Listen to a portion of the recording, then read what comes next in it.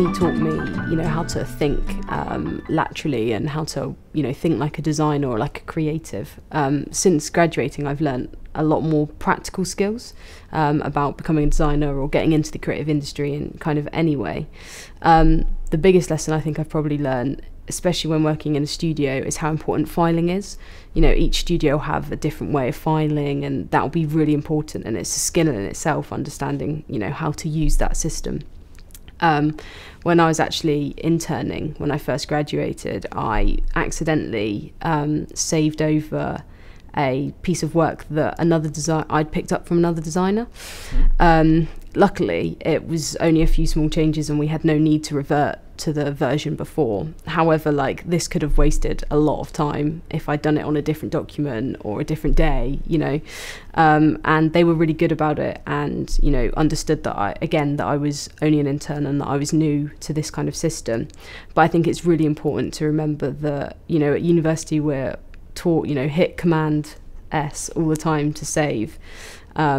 When you're out working in the real world, you want to be careful that you're just not saving over something that could be useful if you need to go back to it, at a later date. Archiving projects and saving things into stages is something that you normally would only start doing once you go into an agency or you work in an environment, in a team, really. Because while you are doing it on your own, you might not need to do that. But even there, it's useful. So if you worked in an agency for a bit, you pick up those skills, and then if you do freelance work later, then you can apply all that you've learned and you can keep using whatever you feel like worked. Yeah, definitely. I definitely have borrowed a few of the filing kind of ideas that they had where I interned, and now use it to adapt it to help me organise my files properly in my own personal projects, because as you say, it is really important to be archiving anything if you're working on it, because you might want to revert back to a former stage, even if you're doing personal work or freelance work. It doesn't have to just be in a studio. That at university you're given quite a lot of time for your projects, because you're still learning and developing, and they want you to think a lot about your ideas, but when you get out and start working, commercially, you're probably going to have a lot less time. So something you might have been given a month for, you might have a week or, even an afternoon for, in a student environment, or if you're working, as a freelance illustrator, designer, anything. So I think it's really important to remember that your working speed will probably pick up quite a lot, and that can be very tiring to begin with, but actually you'll find that you start to learn quite fast, you pick things up, and naturally you will begin to work a lot faster. I think it's really important to remember that if something isn't working, or if you feel like you just keep producing something that isn't going anywhere, that you should really trust your instincts. You studied this subject, you understand it. It's really important to go with your gut feeling and just keep moving, keep producing, and try doing something new. It can be easy to get caught up on, producing something just because you've had that one idea. It's important to, maybe go back to the drawing board and think about something new. Yeah, one of the hardest things sometimes is to let go an idea, or let's say if it's a sketch or it's a drawing or an illustration you are planning to do, and you've done the way you imagined it. Once it actually materializes on paper and you see it, you obviously will feel connected to it because it's the product, it's something that you created, but you should never feel like that's the only thing that you could produce and that's the best thing you can produce.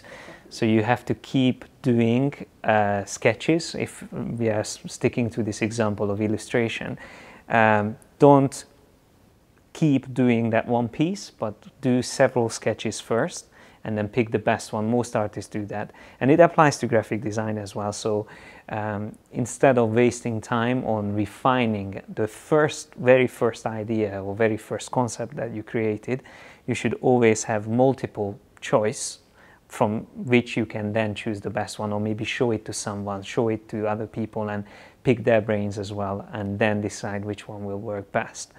So like even magazine covers would be created like that for Imagine FX. You can even see the process. They show the artist's work and how they picked the best one, working together with the editors.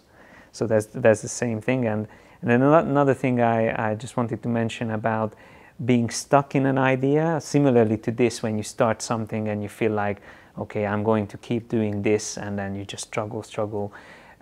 Even if it doesn't matter what type of process it is, you should always be able to stop working, do something else, and then come back to it. First of all, it's the fresh eye that's always going to help you, but it's also something that John Cleese said about open and closed mode, which I find really good for creatives, because that's really how we create things and how we work, that we can have short bursts of creativity for, let's say, 10 minutes when we come up with an idea and we are using our sense of humor and we just do odd things that no one would expect. But then to actually produce something, we have to get into a closed mode from this open mode. And then in that closed mode, we are more productive and we just follow steps and the routine. And that's when we can actually produce what we came up with.